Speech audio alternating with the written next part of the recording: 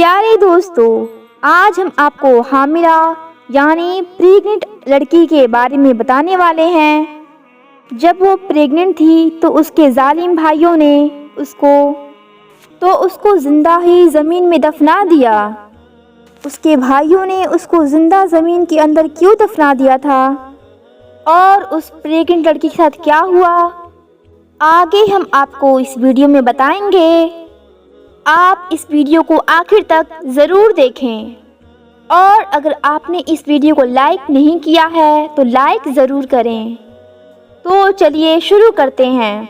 दोस्तों, इस वाक़े में बताए गए कुछ नाम बदले हुए भी हो सकते हैं। ये वाक़या नासिर नाम का एक शख्स बयान करता है। नासिर कहता है कि आज से 4 साल पहले की बात है। मेरा ताल्लुक़ एक ऐसे ग्रुप से था जो चोरी किया करते थे। चोरी करने के बाद हम कहीं अलग अलग छिप जाया करते थे ताकि पुलिस हमें पकड़ ना ले। एक रात एक बैंक को लूटने के बाद मैं और मेरे साथी दोनों फरार हो गए। मेरे साथी तो फरार हो गए थे लेकिन मैं पुलिस की नज़रों में आ गया और पुलिस मेरे पीछे पड़ गई।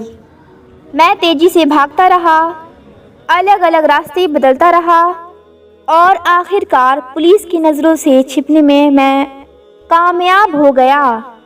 फिर मैं एक बस पे बैठ गया और कहीं दूर जाकर उतर गया।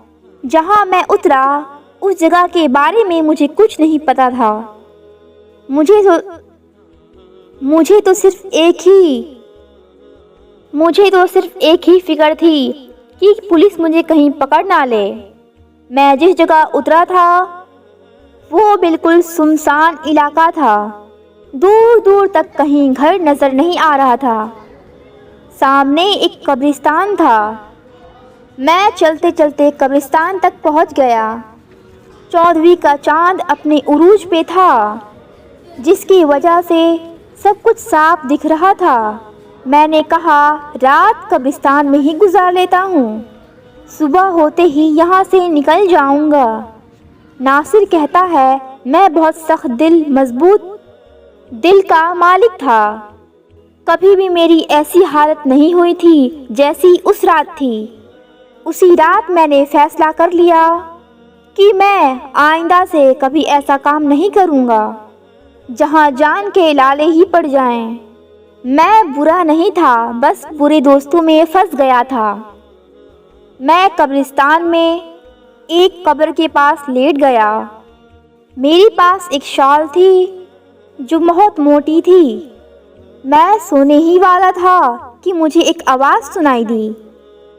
ये किसी लड़के की आवाज़ थी जो कह रही थी, भाई मुझे मत मारो, मैंने कुछ नहीं किया है, मुझे मत मारो, मैं गुनहगार नहीं हूँ। ये आवाज़ें सुनकर तो मेरी रूहें कांप गईं। मैंने चादर अपने सर से उठाई और देखने लगा कि क्या माजरा है। जब मैंने देखा तो मेरे सामने 4 से 5 लड़के थे जो एक लड़की को घसीटते हुए कब्रिस्तान ला रहे थे। उसमें से एक लड़का बोला, तुझे ज़रा सी भी शर्म नहीं आई? हम भाइयों की इज्जत खाक में मिलाते हुए हम तो समझ रहे थे कि तू खाला के घर है, लेकिन अब पता चला लेकिन तू तो हराम का नाजायज़ बच्चा लेकर अपने पेट में वहाँ रह रही थी। एक लड़के ने उस लड़की को वहाँ पकड़ा हुआ था और बाकी कब्र खोदने में मशगूल हो गए। कब्र खोदने के बाद उन्होंने जिंदा लड़की को कब्र में फेंक दिया और मिट्टी डालने लगे। ये मंजर देखकर तो मेरे होश उड़ गए। मैं हैरान रह गया। उनमें से एक लड़का बोला, जल्दी करो कोई देख लेगा। उन्होंने जल्दी जल्दी लड़की को दफन किया और चले गए। लड़की को जिंदा कब्र में दफन करने के बाद वो वहाँ से भाग गए थे। मैं एकदम से उठा और उस कब्र के पास गया। जल्दबाजी में उन्होंने कुदार वहीं फेंक गए थे। मैंने जल्दी से कब्र खोदना शुरू कर दी क्योंकि मैंने देख लिया था कि उसे जिंदा दफन किया गया है। मेरी पूरी कोशिश ये थी कि मैं उस लड़की को जिंदा निकाल सकूं। जब उस लड़की के चीखों की आवाज़ اندر سے سنائی دی تو مجھے حوصلہ ہوا کہ وہ لڑکی ابھی تک زندہ ہے۔ میں اپنی پوری طاقت لگا رہا تھا کہ میں جلدی سے قبر کھول سکوں۔ میں کوئی نیک انسان نہیں تھا، ایک عام سا آدمی تھا، لیکن میری جگہ کوئی اور ہوتا تو زندہ لڑکی کو نکالنے کی کوشش ضرور کرتا۔ میرے خیال سے کوئی بھی اتنا ضمیر نہیں ہو سکتا جتنا اس لڑکی کے بھائی تھے۔ لڑکی کو زندہ دفن کرنا کہاں کی انسانیت تھی۔ میں قبر کھول رہا تھا اور اس میں ایک سوراخ بھی کر دیا تاکہ لڑکی تک آکسیجن پہنچتا رہے، لیکن اچانک سے اس لڑکی کی چیخیں بلند ہوئیں تو میری جان نکل گئی۔ مجھے لگا وہ مر گئی ہے۔ میں نے اس کی آواز سننے کی کوشش کی۔ میرا پورا جسم کانپ رہا تھا۔ کافی دیر تک کوئی آواز نہیں آئی تو مجھے مایوسی ہونے لگی اور میرے حیرت کی انتہا نہیں رہی جب مجھے اچانک سے قبر میں ایک بچے کی رونے کی آواز آئی تو میں پریشان ہو گیا کہ بچے کی آواز کہاں سے آ رہی ہے اور کیسے آ رہی ہے۔ قبر کے اندر تو لڑکی تھی تو پھر یہ بچہ کہاں سے آ گیا۔ میں ڈرنے والوں میں سے نہیں تھا، لیکن اس وقت میں بہت زیادہ ڈر گیا تھا۔ اب مجھے لڑکی کے کرانے کی آوازیں بھی آنے لگیں، یعنی لڑکی زندہ تھی۔ میں خوف زدہ تو بہت تھا، لیکن جو بھی تھا مجھے قبر کھودنی تھی اور لڑکی کو باہر نکالنا تھا۔ میں نے ایک بار پھر سے اپنے اندر ہمت جمع کی، لیکن جیسے ہی قبر پوری طرح سے مکمل کھلی، جیسے میرے پیروں کے تلے زمین کھسک گئی ہو، کیونکہ قبر میں ایک پیدا ہوا بچہ پڑا تھا اور وہ لڑکی نڈھالتے قبر میں پڑی تھی۔ مجھے یہ سمجھنے میں ایک لمحہ بھی نہیں لگا کہ وہ حمل سے تھی اور اس نے قبر میں بچے کو پیدا کیا تھا۔ میں نے ہمت کر کے اس قبر سے اس لڑکی کو اور اس کے بچے کو باہر نکالا۔ میری جو شال تھی اس شال سے لڑکی کے جسم کو ڈھک دیا۔ لڑکی کی حالت غیر تھی اور وہ تکلیف میں تھی۔ وہ لڑکا مسلسل روئے جا رہا تھا۔ میری سمجھ میں کچھ نہیں آ رہا تھا کہ میں کیا کروں۔ پھر اچانک مجھے ہائی وے پہ ایک وین آتی ہوئی دکھائی دی۔ میں اس بچے اور اس ماں کو چھوڑ کر جلدی سے ہائی وے کی طرف دوڑا۔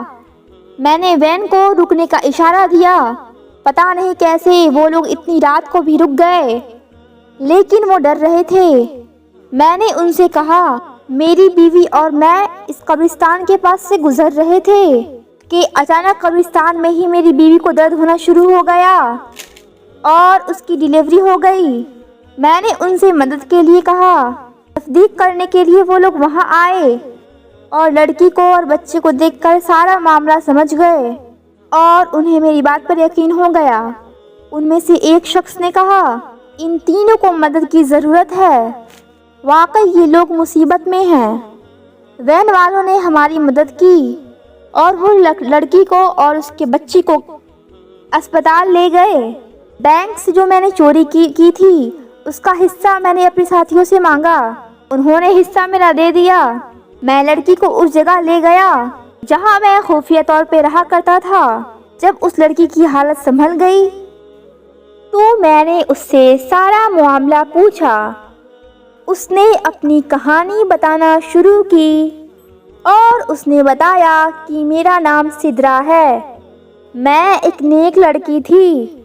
ایک دن میں کالج سے واپس آ رہی تھی، ایک لڑکا میرے پیچھے لگ گیا اور اس نے مجھے ایک خط دیا جس میں اس نے لکھا تھا کہ وہ مجھ سے محبت کرتا ہے۔ اس کا نمبر بھی نیچے لکھا ہوا تھا۔ پہلے تو میں نے اسے انکار کر دیا، لیکن پتہ نہیں کیوں شیطان نے مجھے برگلا دیا تھا اور ایک کمزور لمحے کی زد میں آ کر میں نے اس کے موبائل میں کال کی اور یوں ہمارا رابطہ ہو گیا۔ پھر بات ملاقاتوں تک پہنچ گئی۔ میرے 4 بھائی تھے، وہ کام سے باہر جاتے تو میں اسے گھر پر بلا لیا کرتی تھی۔ گھر پر کوئی نہیں ہوا کرتا تھا۔ شیطان کے بہکاوے میں آ کر ہم نے وہ گناہ بھی کر دیا جو ہمیں نہیں کرنا چاہیے تھا اور جس کی سزا اب میں بھگت رہی ہوں۔ جب اس لڑکے کا ناجائز گناہ میرے پیٹ میں پلنے لگا تو میں نے اس بات کا ذکر اپنی خالہ سے کیا۔ میری خالہ نے مجھے بہت باتیں سنائیں، لیکن انہیں اپنی عزت بچانی تھی، اس لیے وہ مجھے ڈاکٹر کے پاس لے گئیں، لیکن پانی سر سے اوپر گزر گیا تھا۔ ڈاکٹر نے کہا اب حمل ضائع نہیں ہو سکتا ورنہ لڑکی کی موت ہو جائے گی۔ میں نے اس لڑکے سے رابطہ کیا اور کہا کہ اپنا رشتہ میرے گھر بھیج دے، تو اس نے کہا یہ بچہ نہ جانے کس کا ہے اور میں اس پر الزام لگا رہی ہوں، مجھ جیسی بد کردار لڑکی سے وہ شادی نہیں کرے گا۔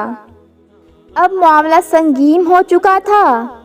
میری خالہ نے کہا اگر تمہارے بھائیوں کو اس بات کا پتہ چل گیا تو تم جان سے جاؤ گی۔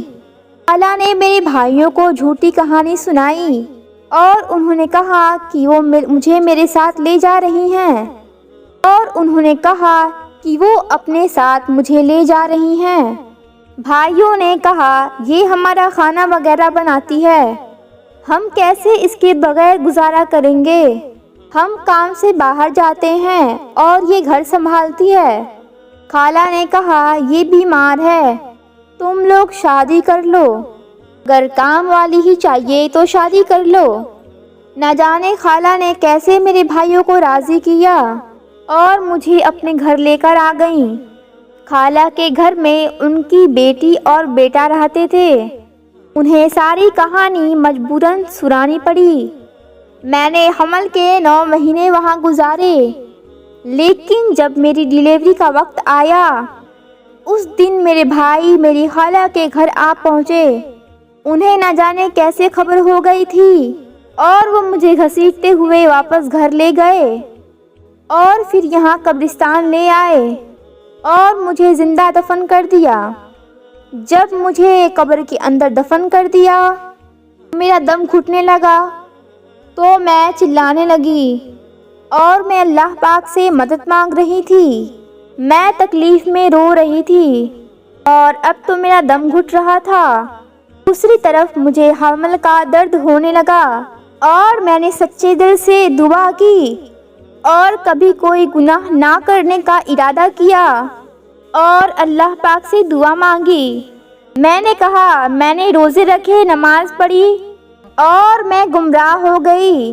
اے میرے رب مجھے آخری موقع دے دے، مجھے اس قبر سے نکال دے، میں ساری زندگی کوئی گناہ نہیں کروں گی۔ اگر تجھے میری کوئی نیکی پسند ہو تو مجھے یہاں سے نکال دے۔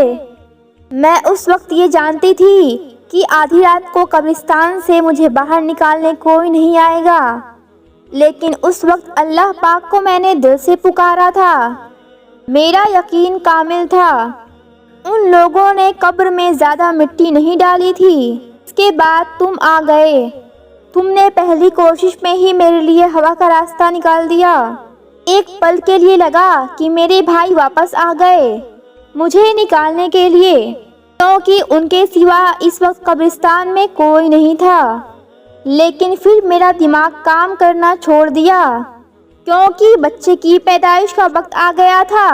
کتنی عجیب بات ہے، میں یہ سوچ کے حیران ہوں کہ میرا بچہ کیسا بچہ ہے جس نے اپنی پہلی سانس قبر کے اندر لی۔ لوگ دنیا میں آتے ہیں اور اپنی آخری سانس کو پورا کرنے کے لیے قبر میں آتے ہیں، لیکن اس بچے کی زندگی کی شروعات ہی ایسی تھی جس نے زندگی کی پہلی سانس قبر کے اندر لی۔ میں نے اللہ پاک سے وعدہ کیا کہ اب کوئی گناہ نہیں کروں گی، میں اپنے تمام گناہوں کی معافی مانگتی ہوں۔ ہم اپنے رب کو بھلا دیتے ہیں اور گناہوں میں لگ جاتے ہیں، لیکن وہ ہمیں نہیں بھولتا ہے۔ میں بہت عبادت گزار لڑکی تھی، لیکن بہک گئی اور اپنے رب کو بھول بیٹھی تھی۔ لیکن دیکھو تو صحیح اللہ پاک نے میری کس طرح سے مدد کی، اور آج میں سوچ رہی ہوں کہ کیسے میں نے اپنے اتنے مہربان رب کی نافرمانی کی۔ اس شخص کے خاطر جو مجھ پہ بدکار کا الزام لگا کر مجھے بیچ راہ میں ہی چھوڑ کر چلا گیا۔ ناصر کہتا ہے، سدرہ اپنی کہانی سنا کر پھوٹ پھوٹ کر رونے لگی، تو میں بھی سوچنے لگا یہ تمام واقعہ میرے لیے بھی عبرتناک تھا، میں بھی اس واقعے کا حصہ تھا۔ اسی وقت میں نے بھی گناہوں سے توبہ کر لی اور سدرہ سے شادی کا فیصلہ کر لیا۔ سدرہ سے شادی کا فیصلہ صرف میں نے اللہ کی رضا کے لیے کیا تھا، تاکہ اللہ پاک میرے گناہ معاف کر دے۔ آج میں علم رکھنے والا بندہ ہوں، میں نے اسلام کے بارے میں بہت کچھ جانا ہے، اور میری بیوی عورتوں کو درس دیتی ہے، اور ہم خوشحال زندگی گزار رہے ہیں۔ آج محسوس ہوتا ہے کہ زندگی میں ہر طرف نور ہی نور آ گیا ہے۔ دوستو، آپ کو یہ ویڈیو کیسی لگی کمنٹ باکس میں ضرور بتائیں۔ ملیں گے اگلی ویڈیو میں۔ السلام علیکم، اللہ حافظ۔